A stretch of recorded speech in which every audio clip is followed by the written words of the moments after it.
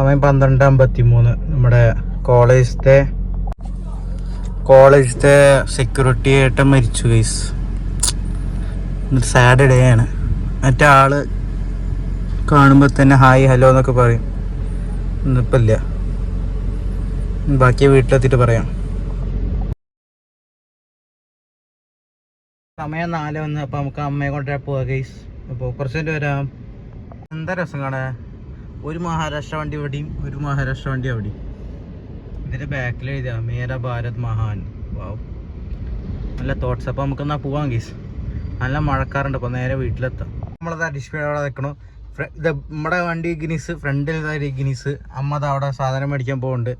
നല്ല മഴക്കാറും ഉണ്ട്, ഒപ്പം നല്ല രസമുണ്ട് കാണാൻ. ഇപ്പോൾ കുറച്ചെൻ്റെ ഗൈസ് വണ്ടി ലോക്ക് ചെയ്തപ്പോൾ നേരെ വീട്ടിൽ കയറി.